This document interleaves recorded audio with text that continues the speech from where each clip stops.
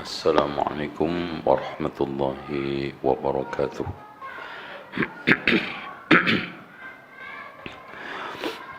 إن الحمد لله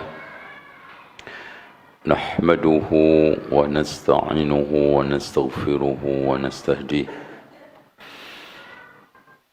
ونعوذ بالله من شرور أنفسنا وسيئات أعمالنا. من يهده الله فلا مضل له ومن يضلل فلا هادي له. أشهد أن لا إله إلا الله وحده لا شريك له وأن محمدا عبده ورسوله. قال الله عز وجل: يا أيها الناس اتقوا ربكم الذي خلقكم من نفس واحدة وخلق منها زوجها وبث منهما رجالا كثيرا ونساء واتقوا الله الذي تساءلون به والأرحام إن الله كان عليكم رقيبا. وقال تبارك وتعالى: يا أيها الذين آمنوا اتقوا الله حق تقاته ولا تموتن إلا وأنتم مسلمون. وقال تبارك وتعالى: يا أيها الذين آمنوا اتقوا الله وقولوا قولا سديدا يصلح لكم أعمالكم ويغفر لكم ذنوبكم ومن يطع الله ورسوله فقد فاز فوزا عظيما.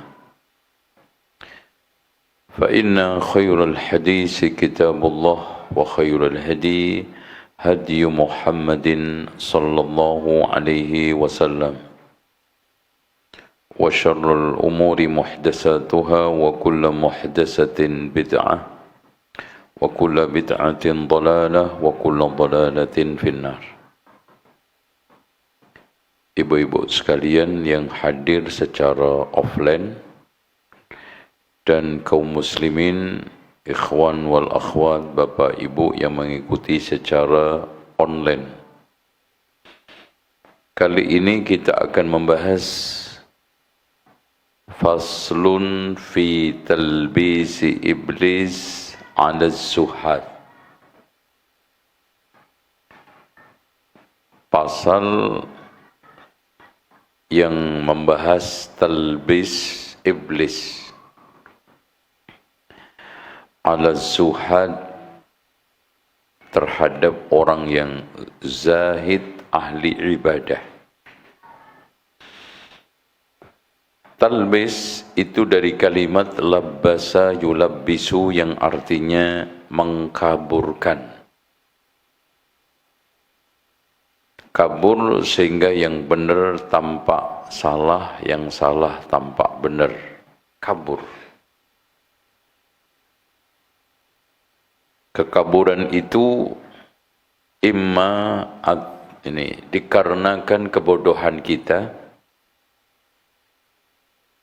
atau karena dahsyatnya syubhat.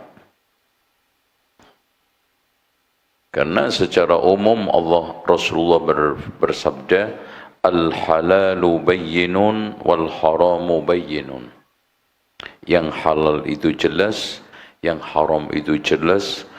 Wa ma bainahuma umurun mushtabihat. Di antara yang halal yang haram itu ada perkara yang syubhat.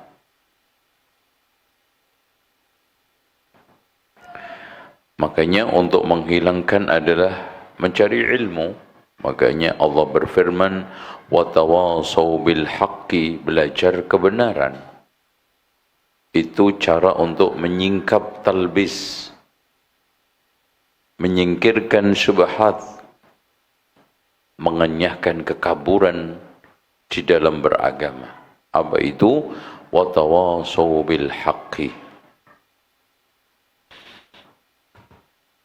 Iblis Itu kita sudah tahu semua dari kalimat ablasa yublisu yang artinya tenggelam, jatuh di dalam laknat Allah, di dalam azab Allah, di dalam murka Allah. Makanya dari ablasa yublisu. Kalau bahasa kita itu jadi ambles. Ya, karena terperosok jauh ke dalam murka Allah. Nama aslinya iblis itu Azazil atau bahasa Arabnya itu Haris. Kemudian setelah dikutuk oleh Allah namanya jadi iblis. Iblis memiliki kalau kita bisa katakan dispesialkan Allah umurnya panjang sampai hari kiamat. Berdasarkan permintaan iblis, fa'andirni ila yaumi yub'atsun, ya Allah tundakan umurku sampai hari kebaikan. Hari kebangkitan. Maka Allah menjawab, qala innaka minal mundharin, sungguh kamu termasuk orang yang dipanjangkan umurnya sampai kiamat. Ini memberikan poin kepada kita bahwa iblis ini jam terbangnya cukup tinggi, ibu-ibu. Bukan jam terbang ngaji, jam terbang dakwah, tapi menyesatkan manusia. Apalagi di dalam proses menyesatkan manusia itu, iblis bersumpah, qala babi izzatika. Ya. Dengan sumpah itu, fabima aghwaytani la aq'udanna lahum siratakal mustaqim. Karena engkau telah menyesatkan aku dari jalan yang lurus, maka aku akan balik menyesatkan anak Adam dari jalan yang lurus juga. Ibu-ibu, mungkin ada logika kecil yang bisa kita tumbuhkan. Kira-kira iblis minta umur panjang, kemudian sampai sumpah. Kira-kira proyeknya kecil apa besar? Ada orangnya nggak? Ada orang nggak? Oh ya. Ya. Kalau kita cuman bangun jembatan panjangnya cuman 100 meter, minta waktu 10 tahun, ini insinyurnya insinyur apa? Main-main itu. Tapi kalau panjang jembatannya ternyata adalah 10 km, seperti jembatan Suramadu. Lebih panjang lagi jembatan di Dubai. Wajar. Mencari insinyur yang serius, waktunya panjang, dan dia sumpah akan menyelesaikan proyek besar itu. Ini memberikan poin kepada kita, nggak bisa kita itu main-main sama apa? Tipu muslihat talbis iblis. Gitu loh.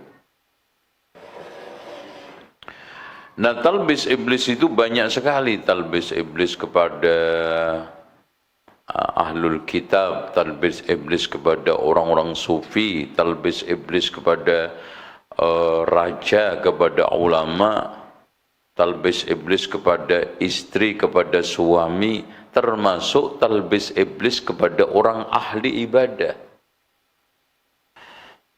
Ahli ibadah yang zuhud. Zuhud itu dari kalimat zuhdun yang artinya adalah sedikit. Zahada itu sedikit. Artinya menyedikitkan duniawi untuk tidak berlebihan di dalam menikmatinya. Bagus sebetulnya zuhud itu. Cuman kalau sampai pada tingkatan zuhud itu tidak mau pakai pakaian kecuali satu itu aja. Sampai nggak pernah dicuci, bahkan makin tajam baunya, makin tinggi khasiatnya. Terus mereka menekuni khalwat. Nah, ini Imam Ibnul Jauzi ketika dia datang ke Masjid Ar-Rasafah atau Ar-Rusafah, beliau menemukan sekelompok orang-orang yang lecek-letek, bahkan tubuhnya kurus di pojok-pojok masjid, ya, di ruang-ruang masjid.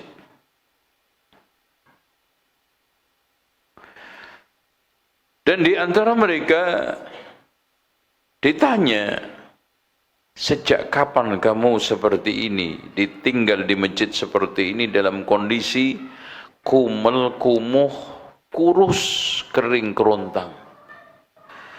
Karena hari-harinya puasa, bahkan tidak kawin, menjauhkan dari berbagai macam hiruk pikuk dunia. Di antara mereka menjawab, saya hampir 40 tahun seperti ini. Masya Allah. Ya, mengurung diri di suatu tempat, tidak beraktivitas, tidak bersinggungan, tidak bersosial, bahkan mereka rela dengan alasan zuhud tersebut, hidupnya kumel, kusut, dan kumuh serta kurus, dengan dalih ini adalah zuhud. Bahkan di antara mereka banyak tidak menikah. Makanya akhirnya para ulama mendefinisikan zuhud itu ialah apa, Bu? Zuhud itu ketika kamu merasa saat dicibirkan orang, ridha Allah itu lebih utama. Yang kedua, ketika mendapatkan nikmat syukur, dan ketika mendapatkan musibah sabar. Yang tidak kalah pentingnya adalah zuhud itu antara pujian dan cacian kamu sikapi sama. Dipuji orang, kita tidak lonjak-lonjak, ya joget-joget. Dicaci maki orang, kita tidak putus asa. Sama. Karena bagi orang zahid, orang zuhud itu terkenal tidak terkenal sama saja. Dipuji orang tidak melayang-layang, dan dicaci maki orang tidak akan apa? Tidak akan frustasi hidup. Simpelnya, zuhud itu seperti yang sering saya sampaikan, adalah mengendalikan suasana hati untuk selalu qanaah, menerima dunia ini apa adanya, yang penting halal. Pemberian Allah diterima dengan tulus, ridha, yang penting halal, meskipun 15 miliar. Daripada 15 juta haram dengan 15 miliar halal, mana ibu yang pilih? Nah, itu waras semua di masjid ini. Nah, sepintas Imam Ibnul Jauzi tertarik dengan ibadah mereka, menekuni akhirat, menjauh dari hiruk pikuk di dunia, dan tidak mau terlibat dengan berbagai macam tenggelam di dalam syahwat, ya, bahkan syahwat wanita, ya, karena zuyyina lin-nasi hubbus syahawat minan nisa, syahwat yang paling terdepan itu adalah perempuan. Kemudian syahwat dunia, jabatan, setelah itu adalah kekuasaan, setelah itu kekayaan, nomor satu perempuan. Makanya perempuan itu kadang terdepan memasukkan laki-laki ke surga, terdepan juga memasukkan laki-laki ke oh nggak dilanjutin? Kena apa tadi? Ya. Sehingga Rasulullah mengatakan, ra'aitu an-nisa fa'idha ra'aitun nar fa'idhan, atau uritun nar fa'idhan aksaru ahliha an-nisa. Aku ditampakkan oleh Allah neraka, ya, dipaparkan kepada saya neraka. Ternyata kebanyakan penghuninya siapa?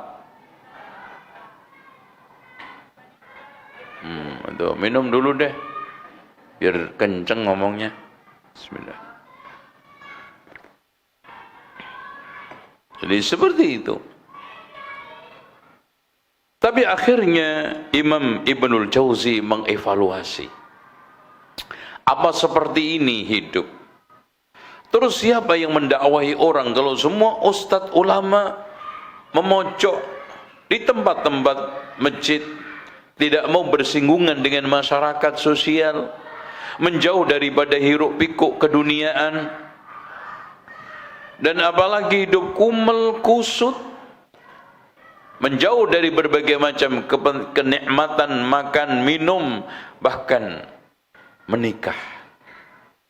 Sementara Imam Ibnul Jauzi membalikkan satu pikirannya ke fakta para rasul, para nabi, nikah. Ya.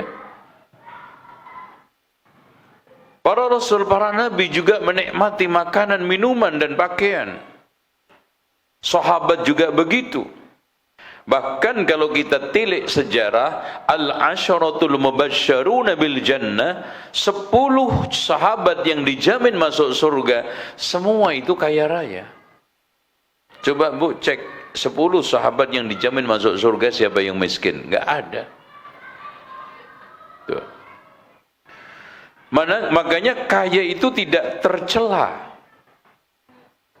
Meskipun miskin itu bukan dicari-cari, apalagi dimusuhi. Makanya musuh negara itu bukan kemiskinan, tapi korupsi. Kemiskinan itu tantangan negara, tantangan umat.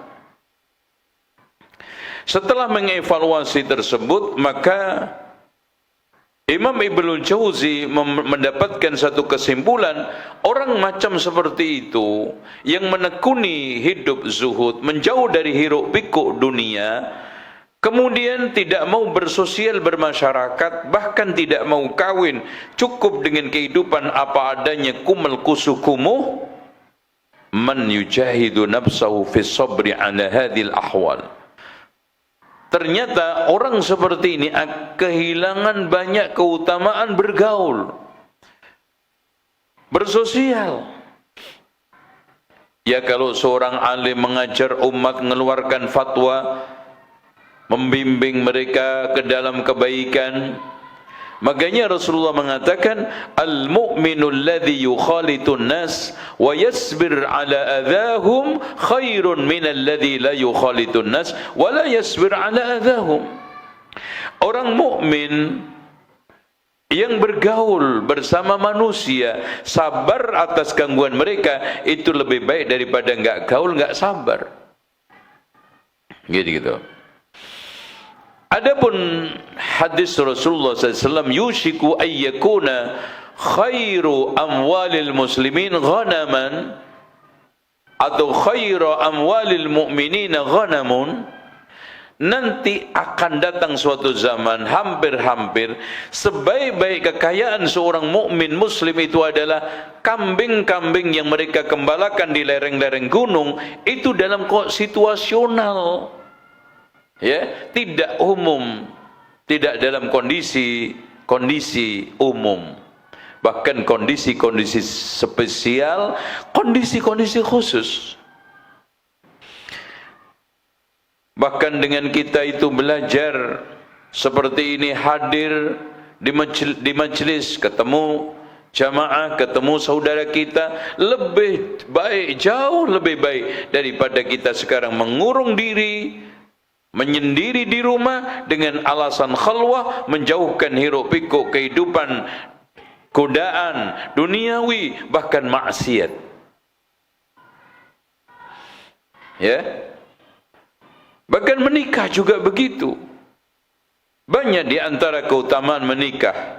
Makanya Imam Ibnul Jauzi memberikan satu beberapa keutamaan menikah, ya, yang insyaallah nanti kita akan sampaikan secara detail, ya, atau kita bacakan aja deh. Ammal mustahsanat fa innal maqsud minan nikah asya. Jadi kenapa Rasulullah menikah? Bahkan istrinya 9. Kenapa sekarang ini para Rasul, para Nabi, Nabi Daud bahkan istrinya 100. Lebih top lagi Nabi Sulaiman istrinya 1000. 300 istri nikah, sisanya 700 adalah istri budak. Kenapa? Minha thalabul walad, untuk mencari anak. Untuk memiliki anak. Karena dengan lahirnya anak, keturunan, maka kelestarian eksistensi manusia itu bisa dipertahankan. Makanya pernah Nabi Sulaiman mengatakan, sungguh aku akan gilir istri saya semalam semuanya lahir anak-anak yang nanti siap jihad di jalan Allah. Sayangnya Nabi Sulaiman tidak mengucapkan insya Allah. Akhirnya tidak ada yang hamil kecuali 1, kemudian lahir anaknya cacat. Makanya usahakan segala sesuatu yang akan kita kerjakan mengucapkan apa? Insya Allah. وَلَا تَقُولَنَّ لِشَيْءٍ إِنِّي فَاعِلٌ ذَلِكَ غَدًا إِلَّا أَن يَشَاءَ اللَّهُ. Kata Allah, jangan kamu sekali-kali mengatakan saya pasti melakukan sesuatu ini besok, tapi katakan illa ay yasha Allah, melainkan akan dikehendaki oleh Allah. Jadi untuk melestarikan keturunan. Karena Masya Allah, Bapak Ibu sekalian, sekarang di beberapa negara Eropa, sekarang kehabisan manusia produktif. Di Singapura kehabisan manusia produktif. Di Jepang itu manulanya 5%, manusia produktif yang lahir itu cuma 1%. Makanya benar apa yang dikatakan oleh Rasulullah, tazawwajul wadudul walud fa inni mukathirun bikumul umama yaumal qiyamah. Menikahilah wanita yang pecinta, artinya mencintai kamu dan subur kandungannya, pinter punya anak. Yang laki pinter bikin anak. Top. Top enggak? Tapi yang tidak kalah dari semua itu, pinter didik anak, pinter ngasuh anak, supaya anak-anaknya tidak jadi yatim sebelum ayahnya meninggal dunia. Karena yatim yang hakiki adalah hilangnya pengasuhan pendidikan anak, bukan sekarang matinya orang tua. Banyak kok ulama-ulama hebat, orang-orang hebat lahir dalam keadaan yatim piatu. Nabi Muhammad sendiri yatim piatu. Imam Ibnul Jauzi yang sekarang ini kitabnya kita kaji, beliau ini dididik oleh bibinya, orang tuanya tidak ada. Jadi dari sinilah pentingnya pernikahan. Makanya Rasulullah mengatakan an-nikahu sunnati, nikah itu cara beragama Rasulullah. Maka ada orang yang datang kepada rumah Rasulullah untuk mengecek ibadahnya. Setelah dikabarkan tentang ibadahnya Rasulullah, ka'annahum taqalluha, seakan-akan meremehkan, itu kan Rasul sudah dijamin surga, dosanya sudah diampuni, apatah kita? Kita kan belum ada jaminan. Oleh karena itu di antara mereka mengatakan, saya akan terus puasa, tidak pernah buka. Yang satunya lagi mengatakan, saya akan qiyamul lail terus, tidak akan tidur. Yang satunya lagi, saya tidak akan menikahi perempuan, menikah dengan perempuan dan tidak makan daging. Rasulullah akhirnya keluar. Rasulullah mengatakan dengan tegas, antum qultum kada wa kada, kalian tadi mengatakan ini dan itu. Wallahi demi Allah, inni la akhsyakum billah wa atqakum bihi, sungguh aku ini orang yang paling bertakwa di antara kalian kepada Allah, yang paling takut di antara kalian kepada Allah. Inni asumu wa uftir, saya puasa juga buka. Wa aqumu wa anam, saya juga qiyamul lail dan tidur. Wa atazawwajun nisa wa akulul lahma, menikah perempuan dan juga makan daging. Faman raghiba an sunnati falaysa minni, siapa yang tidak suka dengan tata cara agamaku. Artinya tata cara beragama di dalam masalah hidup ini, di antara dalam masalah hubungan laki perempuan, nikah. Kita tidak mentolerir sekarang kehidupan seperti hewan bebas. Kita juga tidak akan mentolerir orang yang sekarang ini mengurung diri, melarang untuk menikah. Islam di wasat tengah di antara keduanya. Karena ada sekelompok mereka yang membebaskan diri seperti hewan, bersenang-senang seperti hewan ternak, ulaika kal an'am barhum adall, dengan wanita mana saja dan dengan cara apa saja dan bahkan dengan hubungan model apa saja, tapi dalam satu sisi mereka mengharamkan nikah. Makanya di sini nikah itu termasuk sunnah Rasulullah. Kepentingannya adalah thalabul walad, untuk apa? Mendapatkan keturunan. Wa minha syifa'un nafsi, dan di antara pentingnya pernikahan dan nanti ada hubungan intim akan tersembuhkan jiwa, ya. Karena stres hilang, penat hilang, dan mengendapnya berbagai macam air mani yang tidak keluar itu, kata para ulama, al-mu'dhiyah, akan bisa menimbulkan penyakit. Makanya ada orang yang menekuni hidup zuhud kemudian tidak mau nikah, puasa terus, akhirnya terjadi banyak kelainan, ya, di dalam tubuhnya, dalam pikirannya. Nah, kelainan itu dia klaim adalah apa? Ilham wangsit. Ya, seakan-akan ada malaikat yang datang, seakan ada yang ini, padahal itu lagi sakit. Ya, dia sedang dalam kondisi sakit rohani. Karena tertahannya air mani tidak dikeluarkan, karena terjadinya kelainan di dalam psikisnya. Itu. Jadi bukan wali Allah, tapi seperti wali syaitan.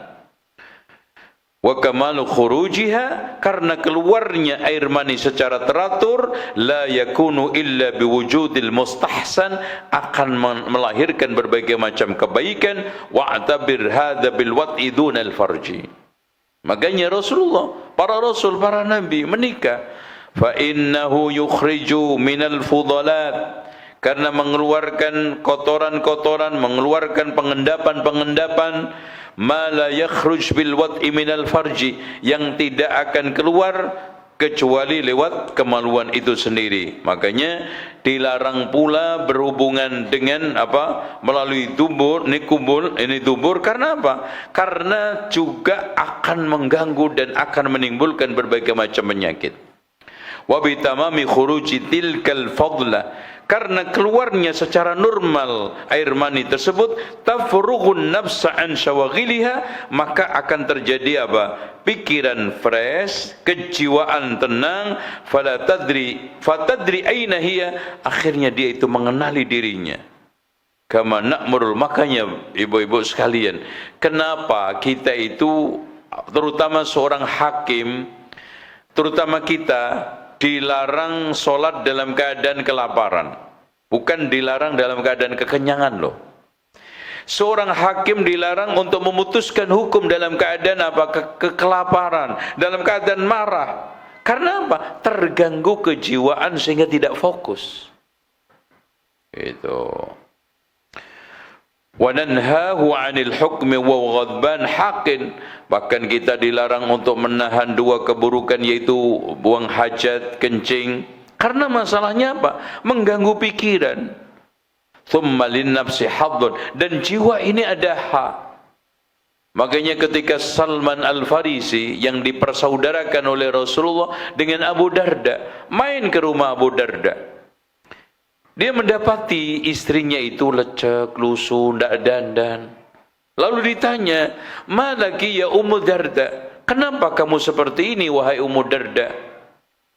Dia menjawab dengan bahasa metafor kiasan, "Akhuka Abu Darda la yuridud dunya." Saudaramu Abu Darda sudah tidak menginginkan dunia. Kenapa? Siang puasa, malam qiyamul lail. Masya Allah. Kemudian nginep. Ya, ketika datang siang, ditawari makan, disiapkan makanan oleh Abu Darda. Kata Abu Darda, "Wahai Salman, silahkan makan, aku puasa." "Tidak, ayo makan bareng." Masya Allah. Maka dari sini dalil juga membolehkan orang itu kalau puasa sunnah boleh membatalkannya. Karena di dalam suatu asar al-mutatawwi amirun li nafsihi, orang yang puasa sunnah itu punya kuasa terhadap dirinya untuk melanjutkan atau membatalkan. Akhirnya makan. Dan pada saat malam hari mau tidur, Salman kata Abu Darda, "Wahai Salman, silakanlah tidur, aku akan qiyamul lail." Kata Salman Al-Farisi, "Kita tidur, nanti bangun bareng." Di sini Salman agak terganggu, Abu Darda agak terganggu dengan sikapnya Salman.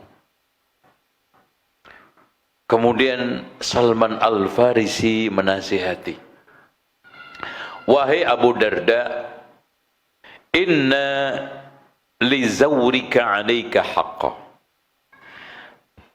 Penziarah, orang yang datang ke rumahmu, orang yang bertamu ke rumahmu itu punya hak. Ya. Wa inna li ahlika 'alaika haq. Istrimu juga punya hak. Wa inna li nafsika 'alaika haq. Dirimu kamu juga punya hak, hak untuk istirahat, hak untuk tidur, hak untuk makan. A'ti kulladzi haqqin haqqahu. Berikan hak itu sesuai dengan porsinya. Setelah mendapatkan nasihat tersebut, nampak Abu Darda makin marah, enggak terima. Akhirnya beliau datang kepada Rasulullah. "Ya Rasulullah, Salman mengatakan kepada saya begini, begitu." Apa kata Rasulullah? "Shadaqa Salman, shadaqa Salman, shadaqa Salman." Benar itu Salman, benar itu Salman, benar itu Salman. Kasih hak. Wa ammal mata'im fal jahil man yatlubuha li dhatiha aw li nafsi ladzatiha. Man yatlubuha ladzataha aw li nafsi ladzatiha. Adapun orang bodoh ketika makan hanya untuk mencari kelezatan. Tapi orang alim di dalam rangka untuk memperbaiki kesehatan supaya ibadahnya lancar, supaya dakwahnya kalau seorang dai lancar. Sekarang kalau punya aktivitas seperti merawat yatim piatu, peduli ini peduli, supaya badannya lincah. Itu bedanya antara orang alim, orang yang ngerti dengan orang yang tidak ngerti. Orang yang alim dengan jahil. Makanya qul hal yastawil ladzina ya'lamuna wal ladzina la ya'lamun. Katakan Muhammad, apakah sama orang yang mengerti dengan orang yang enggak mengerti, yang jahil dengan yang alim, yang sekarang ahli ibadah dengan orang yang taat, orang yang baik dengan orang yang buruk, orang yang sekarang ini faham makan itu untuk apa dengan orang yang sekarang makan hanya untuk bersenang-senang. Dari sinilah Aisyah dipilih oleh Rasulullah menjadi istrinya. Meskipun umur 9 tahun. Zainab dipilih oleh Rasulullah. Bukan semata-mata pernikahan adalah karena perintah wahyu. Karena Rasulullah SAW manusia. Gitu ya.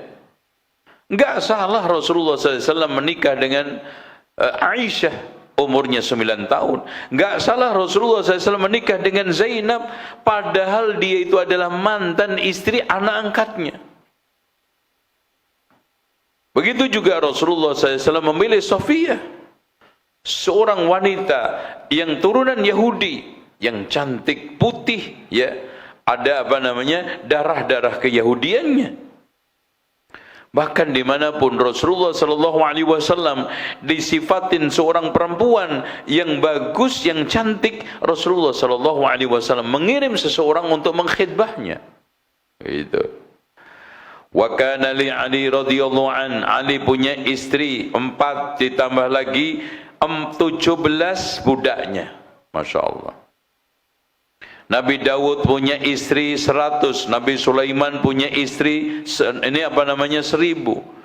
Wa man idda'a khalalan fi hadhihi turuq. Siapa yang mengklaim, siapa yang mengatakan, siapa yang menuduh itu semuanya adalah cacat, itu semuanya adalah enggak benar, maka Nabi Sulaiman enggak benar, Nabi Daud enggak benar, Nabi Muhammad enggak benar. Nauzubillah.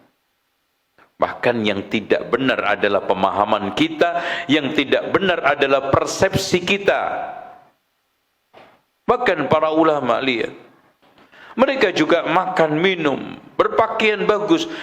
Justru hadirin sekalian, Imam Malik itu setiap kajian mengenakan pakaian terbagusnya dan mengenakan minyak wangi terwanginya. Dan Imam Syafi'i juga begitu. Tidaklah Imam Syafi'i keluar selalu pakai pakaian bagus. Dan jadi zuhud itu bukan kumel, zuhud itu milih miskin daripada kaya, makan pakai makanan apa adanya, meninggalkan makanan yang bagus, beras yang bagus. Ini bukan zuhud. Ini adalah apa? Kere. Ini adalah pilihan? Tidak. Ini merupakan kondisi yang dia malas dengan alasan tawakal, tidak berdaya menghadapi fitnah dunia dengan alasan apa? Zuhud. Tawakal menyerahkan hati kepada Allah, mengerahkan kaki tangan untuk usaha. Zuhud menerima apa adanya pemberian Allah, yang penting halal, usaha halal meskipun 20 miliar. Itu namanya zuhud. Betapa indahnya harta, makanya Rasulullah mengatakan ni'mal malu salih lirrajuli salih. Sebaik-baik harta itu di tangan untuk orang soleh. Ketika kita punya harta, silaturahmi jadi lancar, dakwah jadi nyaman, tidak tergantung sama orang, tidak diperbudak oleh orang, tidak dibeli oleh orang. Karena ada sebagian jamaah yang mendekat-dekatin ustadz itu hanya untuk ingin menjual, membeli ustadz. Dia mendekati ustadz di dalam rangka bukan menyelamatkan akhiratnya, tapi menyelamatkan dunianya. Dengan harta kita akhirnya orang banyak mendapatkan hidayah. Maka Rasulullah mengatakan, la ayyahdiyallahu bika rajulan wahidan khairun laka min humrin na'am. Andaikan ada orang yang mendapatkan petunjuk lantaran kamu satu saja, itu lebih baik daripada kendaraan termewah. Dalam lafaz lain, khairun laka mimma tula'at alaihi syams, lebih baik dari seluruh dunia di mana matahari bersinar. Allahu Akbar. Demikian wa ghayatul ulama tasarrufuhum bil ilmi fil mubah. Maka orang ulama itu mereka membelanjakan harta untuk ilmu dan untuk hal-hal yang mubah. Wa aktsarul mutazahhidina jahalah, ya. Orang-orang yang zuhud, bodoh, tasta'biduhum taqbilul yad li ajri tarki ma'a ubih. Masya Allah. Jadi seorang ulama, dia berusaha untuk mengamalkan ilmunya, mengejar hal-hal yang mubah. Sementara orang-orang zuhud yang bodoh menginginkan orang-orang itu mencium tangannya, mengagumi romahnya agar dia dilukan dengan cara meninggalkan yang mubah. Ini bedanya antara alim dengan jahil. Makanya Rasulullah mengatakan fadlul alim 'alal jahil 'alal 'abid. Bedanya seorang ahli ibadah ka fadli ala adnakum, seperti keutamaan saya di atas kalian yang paling rendah. Intinya gini, Pak, ibu-ibu sekalian, wa innama uzlatul alim, yang namanya uzlah,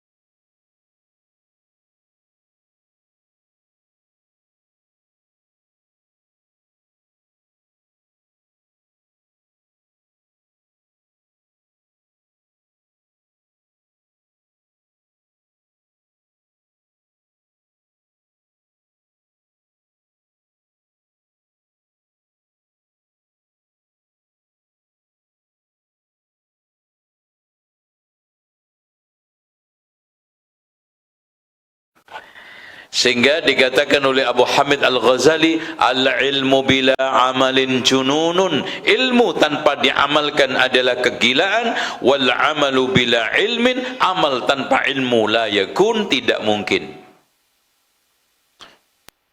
Makanya ilmu harus melahirkan ibadah. Ibadah harus didasarkan ilmu. Kalau ilmu tidak diamalkan, maka dia akan menjadi al-maghdubi alaihim, orang tersebut dimarahi oleh Allah. Kenapa? Tahu ilmu, enggak mengamalkan. Waladhdallin, punya beramal tanpa ilmu, sesat. Waladhdallin. Ya, saya sering umpamakan, ada dua orang yang disuruh untuk mengantarkan barang sama bosnya, majikannya. Ternyata Bu, yang tahu alamat nggak berangkat, yang tidak tahu alamat malah berangkat. Yang dimarahi sama bosnya siapa? Yang tahu alamat, tahu ilmu, nggak berangkat. Nah sekarang orang yang nggak tahu alamat berangkat apa Bu? Tersesat. Oleh karena itu ahli sunnati wal jamaah, orang-orang Islam selalu mengamalkan ilmu dan tidak mencoba-coba mengamalkan sesuatu yang tidak ada ilmunya, tidak tahu ilmunya, atau belum tahu ilmunya. Amalkan sesuatu yang sekarang antum tahu, dan jangan coba-coba mengamalkan sesuatu yang belum tahu ilmunya, tidak ada ilmunya, atau tidak tahu ilmunya. Maka dalam kondisi seperti itu, maka insya Allah kebaikan akan selalu mengitari kita. Karena pada akhirnya al-ilmu bila amalin kasyajari bila thamar, ilmu tanpa diamalkan seperti pohon yang tidak berbuah. Kita ketahui ada orang alim disiksa oleh Allah di neraka, muter-muter. Kemudian Masya Allah keluar perut ususnya. Ditonton oleh orang sekitarnya. Kenapa fulan? Bukankah kamu yang memerintahkan kebaikan, melarang keburukan? Iya, aku yang pertama kali melanggarnya. Kebaikan saya tinggalkan, keburukan saya lakukan. Makanya Rasulullah mengatakan, "Matsalul ladzi yu'allimun nasal khaira wa yansa nafsahu." Perumpamaan orang yang mengajarkan kebaikan melupakan diri sendiri seperti lilin tudhi'un nasa wa tahrik nafsa, menyinari sekitarnya, membakar dirinya sendiri. Itu bahaya. Makanya tujuan utama ilmu adalah diamalkan. Keberkahan ilmu itu Bu, diamalkan. Makanya wal asri innal insana lafi khusr illa alladhina amanu. Ilmu iman yang disertai dengan ilmu, wa amilu solihati, mengamalkan ilmu yang disertai dengan keyakinan keimanan tersebut, wa tawasau bil haqqi, mendakwahkan ilmu, wa tawasau bis sabr, sabar di dalam dakwah itu. Makanya Imam Ibnu Taimiyah mengatakan, hendaknya orang yang ingin amar ma'ruf nahi mungkar itu ilmu sebelum amar ma'ruf nahi mungkar, lemah lembut ketika beramar ma'ruf nahi mungkar, dan sabar setelah amar ma'ruf nahi mungkar. Saya kira itu, dan saya cukupkan sekian, dan mudah-mudahan talbis iblis, kesimpulannya talbis iblis yang menimpa orang-orang ahli ibadah, mereka ibadah dengan tanpa ilmu, sehingga ibadah-ibadahnya salah. Orang yang seperti ini, kata para ulama, faqihun wahidun asyaddu ala syaitan min alfi abidin. Orang yang faqih alim satu itu lebih ditakuti oleh setan ketimbang 1000 ahli ibadah yang bodoh tadi. Kenapa Bu? Seperti itu. Karena bagi setan, orang faqih alim yang satu ini harus menggunakan berbagai macam trik, strategi untuk menyesatkan. Lah 1000 ahli ibadah yang bodoh ini Bu, nggak disesatin aja udah sesat. Nah ngapain katanya setan ngurus orang yang seperti ini, tidur aja udah sesat katanya. Ini iblis tidur, setan tidur aja bu, udah salah ibadahnya. Makanya di sini hadirin sekalian yang dirahmati oleh Allah, ilmu itu penting. Al ilmu qabla al qawli wal amal. Ilmu itu sebelum berucap sama bertindak. Makanya Allah mengatakan fa'lam annahu la ilaha illallah, ketahuilah sesungguhnya tidak ada Tuhan yang berhak disembah kecuali Allah. Ilmu yang sekarang ini kita utamakan. Ilmu di atas segala-galanya. Ilmu panglima kita. Tapi lebih daripada itu, ilmu yang barakah, ilmu yang mendatangkan kebaikan, ilmu yang bermanfaat adalah ilmu yang diamalkan. Alimun lam yantafi' bi'ilmihi mu'adzabun min qabli 'ubadil wasan. Seorang alim yang tidak memanfaatkan ilmunya akan disiksa oleh Allah sebelum menyembah berhala. Allahu a'lam bissawab. Silakan, mungkin ada yang tanya. Tafadhal. Baik Ustaz, jazakallahu khair, barakallahu fiik Ustaz atas ilmu yang disampaikan. Bagi pemirsa yang online, silakan memberikan atau mengirimkan pertanyaan ke 0811803339. Kita bertanya melalui pesan di kertas Ustaz. Bismillah.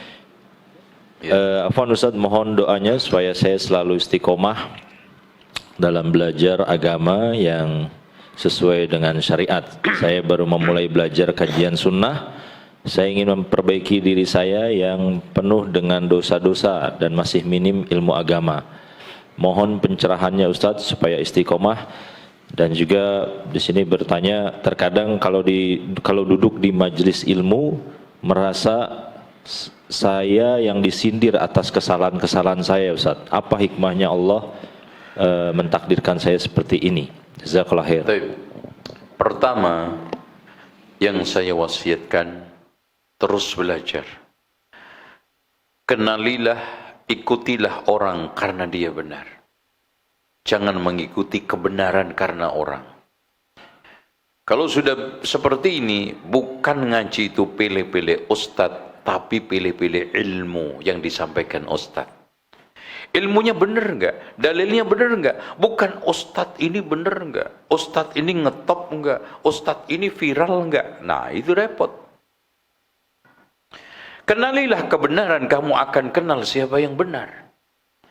Jadi yang kita kenali adalah ilmu, yang kita pelajari adalah dalil, yang sekarang kita jadikan sebagai panglima adalah qala Allah wa qala Rasul wa qala sahabat. Apa yang dikatakan oleh Allah, apa yang dikatakan oleh Rasul, apa yang dikatakan oleh sahabat. Itu satu. Kemudian yang kedua, ini yang paling terpenting, bahwa di dalam belajar sal tafaqquha wa la tasal ta'annuta.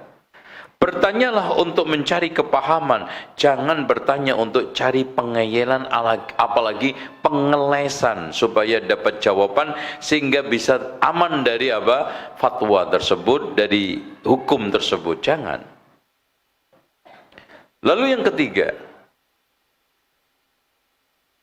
manajemen waktu yang baik untuk mencari ilmu. Kapan saya menunaikan kepentingan keluarga saya, suami anak saya, atau istri? Kapan saya ngurusi kerjaan saya? Manajemen waktu. Karena waktu yang dimiliki oleh Imam Syafi'i sama yang kita miliki sama, Bu. Tapi kenapa Imam Syafi'i hebat? Kenapa Imam Syafi'i alim? Ilmunya melimpah karena diatur. Makanya Imam Syafi'i mengatakan, setelah saya bergaul dengan orang sufi tidak mendapatkan faedah kecuali dua. Ilmu itu seperti pedang, kalau kita tidak hunus, kita tidak gunakan untuk menghunus, kita yang dihunus. Dan yang kedua, orang itu kalau tidak sibuk dengan kebaikan, pastinya sibuk dengan keburukan.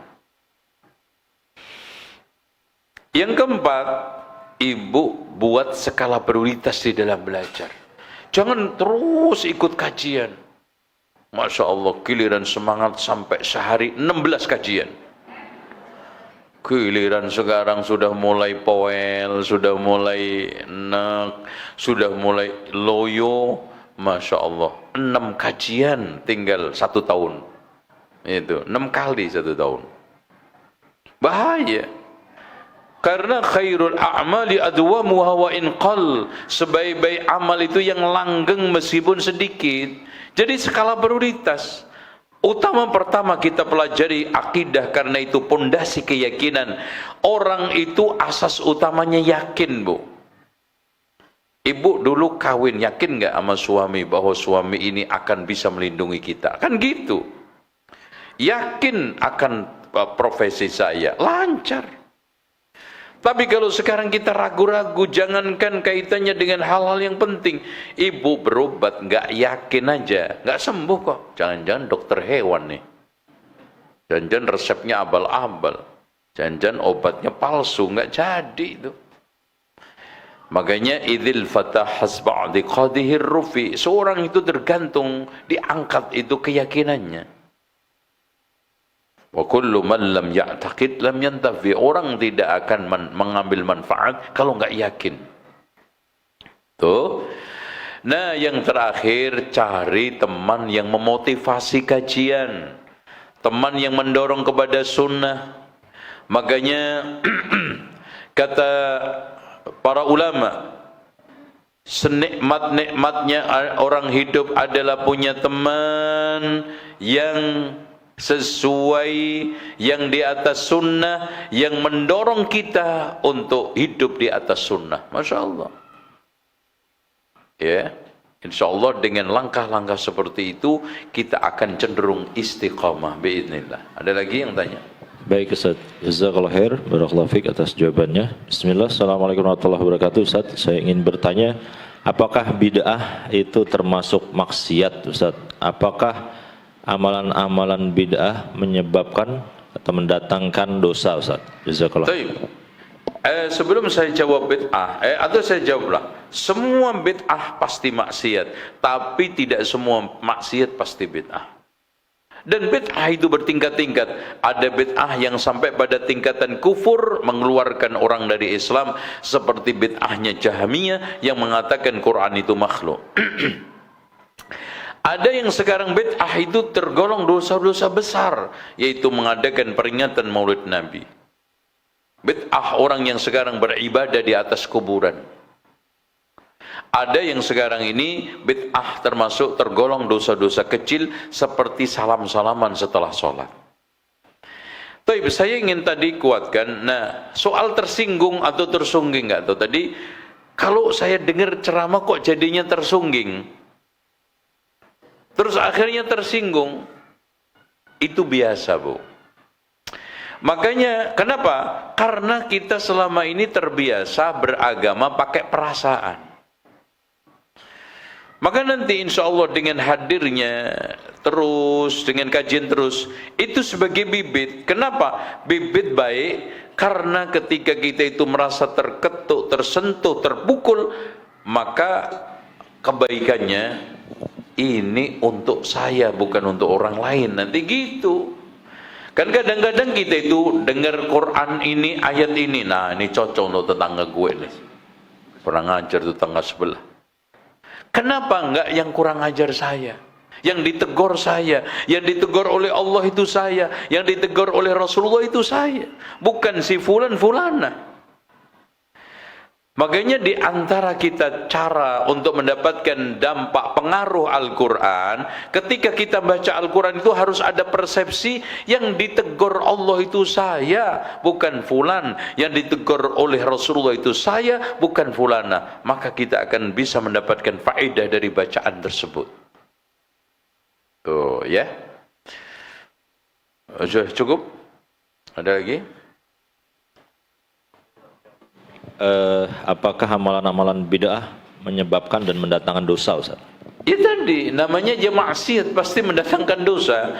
Makanya saya katakan semua bid'ah itu maksiat dan pasti mendatangkan dosa, murka, dan tidak semua maksiat itu adalah bid'ah.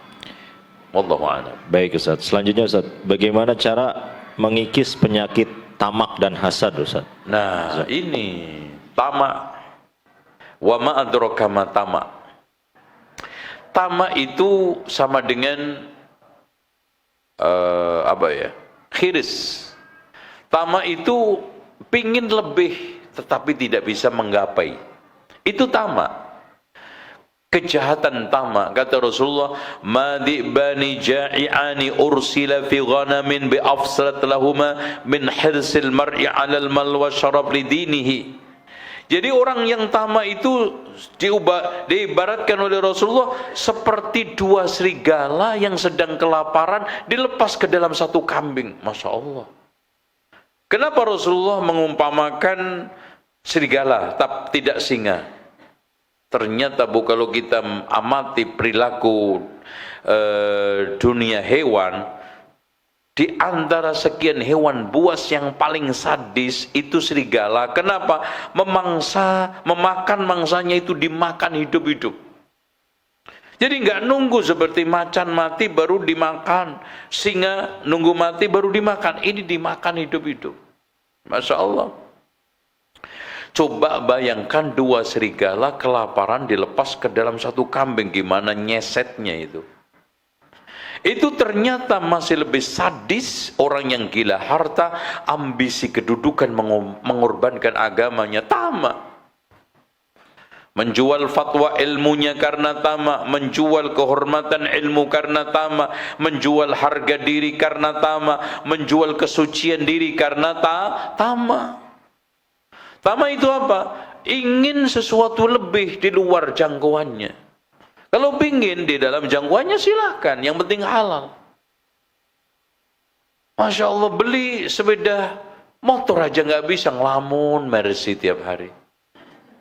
Ya nggak apa-apa bermimpi, tapi jangan sampai tamak. Tamak itu apa? Ambisius, pengennya menggebu-gebu, dan pokoknya saya harus bisa. Nah ini repot. Akhirnya suami disuruh korupsi kalau nggak ngutil. Itu hidupnya ngos-ngosan, dipaksa, diporsir. Nah kan akhirnya tamak itu menimbulkan berbagai macam keburukan. Nah, adapun hasad itu menginginkan nikmat orang lain itu hilang atau pindah. Tapi kalau dia itu melihat nikmat orang lain tapi nggak ingin pindah, maka itu bukan namanya hasad tapi ghibthah. Pengen kenikmatan orang lain tapi nggak ada unsur pengen hilang atau pengen pindah, itu namanya ghibthah. Tapi dia pengen kenikmatan orang lain tapi ada angan-angan pikiran disertai pengen pindah ke dirinya atau hilang, itu namanya hasad. Dan rata-rata hasad itu duniawi. Hasad masalah kecantikan, hasad masalah jabatan, hasad masalah rumah, mobil dan yang lainnya. Dan ujung-ujungnya zail, kullu man 'alaiha fan, hilang. Semuanya akhirnya toilet, semua akhirnya pada akhirnya di mana, Bu? Kotoran. Makanya sering saya katakan, ada gula, ada semut, ada nikmat, ada hasud. Kalau udah pada enak, pada berebut, padahal akhirnya cuma tinggal kentut. Nah, itu untuk apa berebut? Ada nikmat, ada hasud, lihat tuh, hasad, iri, dengki. Ya. Ada gula, ada semut, ada nikmat, ada hasud. Kalau udah ada enak pada berebut, yang ormas, yang yayasan, yang masjid, yang pondok, yang sekolah, semua. Makanya kalau tidak dikendalikan, kata Abdullah ibnu Mas'ud, semua kita ada potensi hasad. Orang baik menahan, orang buruk melampiaskan. Itu aja bedanya. Orang baik, soleh menahan, orang jahat melampiaskan. Dinyatakan gitulah hasudnya, Bu. Makanya Rasulullah mengatakan, dabba 'alaikum da'ul umami qablakum al-hasad wal baghdha. Telah menggelayutin pada tubuh kalian penyakit umat sebelum kalian, yaitu iri, dengki, hasad, jahil, metakil. Itu songong, sombong, arogan, terus apa lagi? Itu bawanya. Dan orang seperti ini nggak manusiawi, orang begini nggak mau sosial, orang begini nggak mau mengakui orang, bahkan sombong. Makanya bibit sombong itu awalnya hasud. Makanya lihat, iblis sombong awalnya apa? Hasad. Sama siapa? Adam. Kok dia yang di surga kita keluar? Dari hasad itulah akhirnya apa? Meremehkan orang yang dihasati, merendahkan orang yang dihasati, akhirnya apa? Sombong. Makanya definisi sombong itu apa, Bu? Batarul haq wa ghamdun nas, meremehkan orang, menolak kebaikan, menolak kebenaran, meremehkan orang. Tuh ya.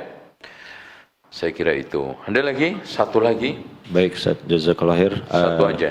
Siap Ustaz. Ya. Ini berkaitan dengan yang kemarin Ustaz, acara Agustusan ini Ustaz. Ya. Pertanyaannya adalah hukum membuat tumpeng nasi kuning gitu Ustaz. Apakah memang ada dalilnya yang bolehkan? Jazakallahu khair.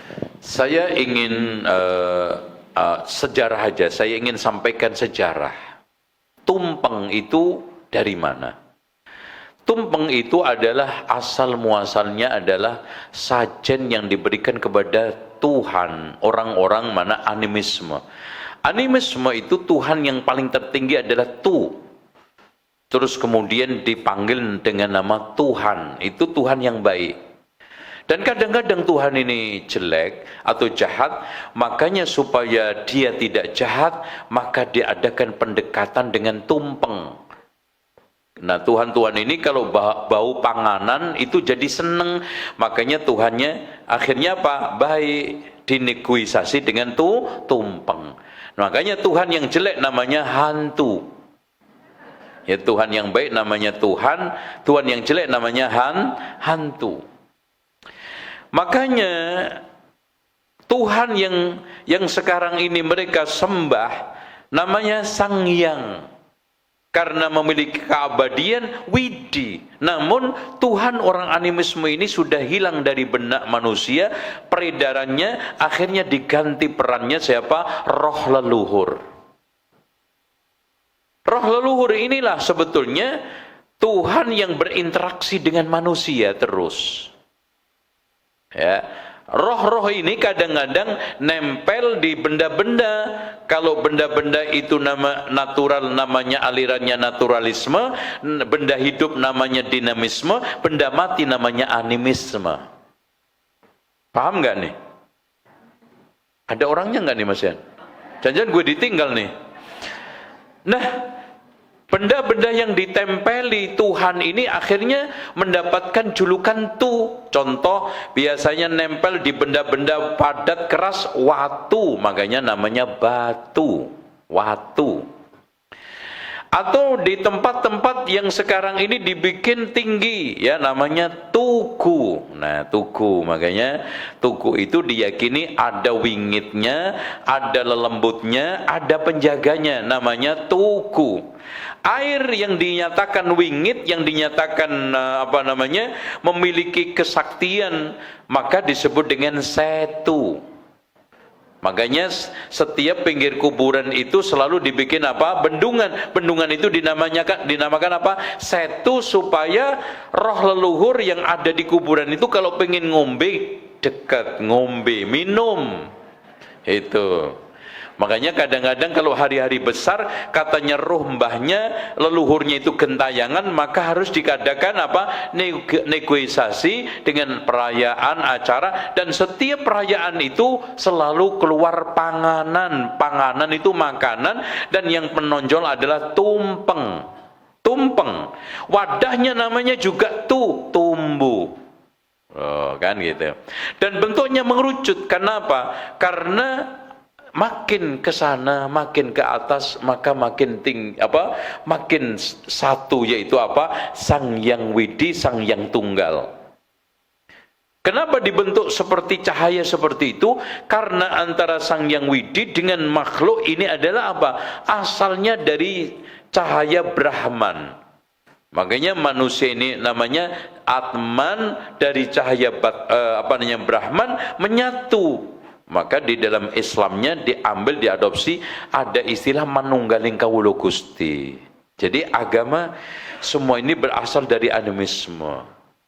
Makanya lihat masjid-masjid yang dulu dibangun itu juga mirip seperti tumpeng, ya. Segi empat, kemudian makin ke atas itu makin mengkerucut. Gitu. Paham? Nah, kenapa kuning? Kuning itu adalah tingkatan spiritual orang yang menyembah Tuhan tadi. Itu kalau sudah tingkatan tertinggi itu diberi apa? Simbol kuning, kan simbol mereka kan merah, putih, kuning. Kalau sudah kuning itu tertinggi. Tuh ya. Sehingga apa namanya? Orang yang menyembah nanti dapat gelar, kalau di kita kan habis haji dapat gelar haji.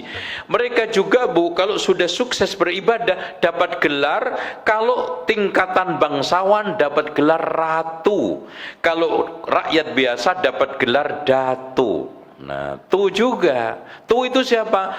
Orang khususnya Tuhan. Ratu, orang khususnya Tuhan dari kalangan bangsawan, orang khususnya Tuhan dari kalangan rakyat biasa. Ratu sama datu. Tuh kan gitu. Makanya ketika mereka itu sholat itu istilahnya juga berdiri tu lajek. Terus kemudian sujud tu lungkup. Itu. Terus kemudian ketika duduk namanya tu langka. Tuh kan gitu.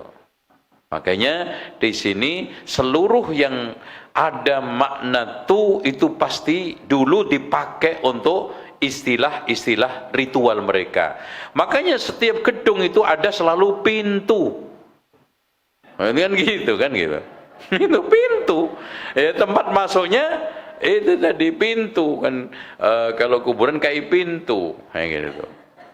Gitu. Oke. Jadi sekarang bagaimana? Ya bikin aja lah makanan, kemana mau syukuran aja, bikin tumpeng, terus kemudian dipotong, kasihan itu ya, yang paling tinggi dipotong, tuh, diambil itu apa sebagai apa itu diyakini sebagai barang paling antik, jimat dan apa istilahnya keramat, karena paling pucuk itu adalah milik Tuhannya.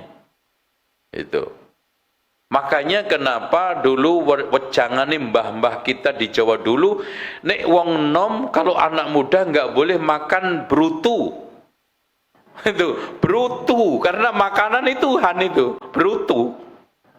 Tahu nggak brutu, Bu? Pantatnya ayam itu loh, Bu.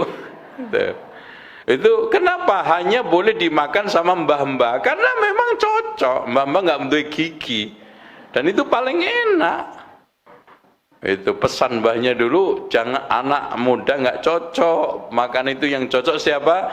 Mbah-mbah tua, sing wis orang duwe gigi, itu gigine ompong tinggal loro, itu telu.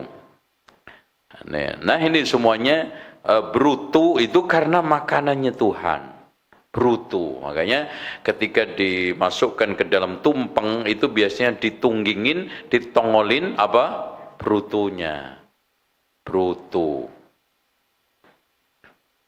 Demikian, ini gara-gara ibu nanya aneh-aneh ini.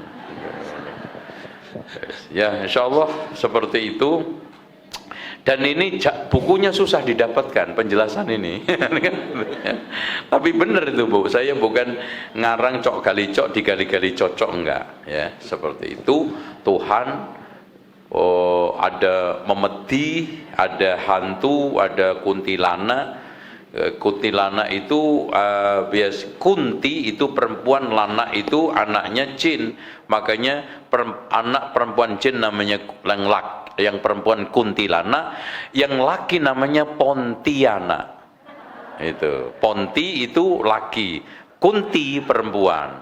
Makanya kalau pontiana berarti anaknya jin laki-laki.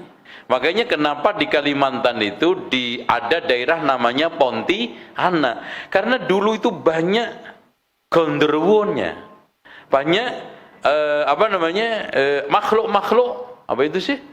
makhluk gaibnya ya. Wah, itu sejarah pendirian Pontianak itu panjang, nggak mungkin saya ceritakan di sini karena nggak ada faedah. Gitu ya. Demikian ibu-ibu sekalian, silahkan pulang, nggak apa-apa, saya juga mau pulang, dan insya Allah kita lanjut di kesempatan lain. Mudah-mudahan apa yang saya sampaikan bermanfaat. Subhanakallahumma wa bihamdika asyhadu an la ilaha illa anta astaghfiruka wa atubu ilaik. Wa sallallahu ala Muhammadin wa ala ali Muhammad walhamdulillahi rabbil alamin. Wassalamu alaikum warahmatullahi wabarakatuh. Waalaikumsalam.